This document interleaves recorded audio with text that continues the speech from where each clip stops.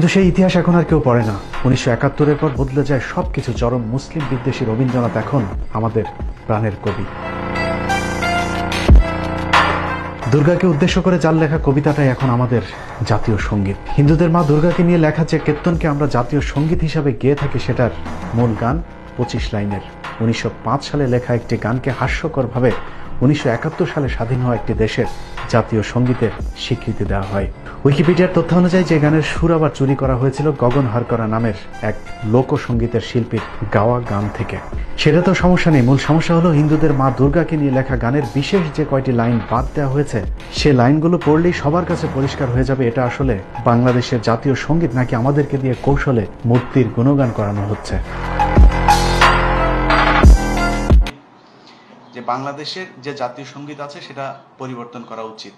আমি জানি না এটার বাধ্যবাধকতা কি, তবে আমার হাতে যদি কোনো ক্ষমতা থাকতো বা হয়, আমি অবশ্যই এটা চেঞ্জ করব।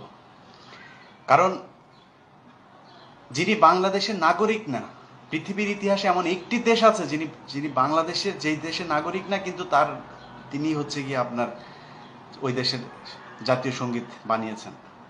এটা হইতে পারে না। আরেকটা বিষয়, এই জাতীয় সঙ্গীতের মধ্যে বলা হচ্ছে যে তোমার তরে ঠেকায় মাথা। মুসলমান মাথা এক জায়গায় ঠেকায়, মুসলমান মাথা শুধু একটা জায়গায় ঠেকায়, সব জায়গায় ঠেকায় না। সো রবীন্দ্রনাথের জাতীয় সঙ্গীত বাংলাদেশে চলতে পারে না। রবীন্দ্রনাথ বাংলাদেশের জন্য কিছুই করে নাই। বাংলা ভাষার জন্য তার অনেক অবদান আছে, কিন্তু বাংলাদেশের জন্য রবীন্দ্রনাথের কোনো অবদান নেই।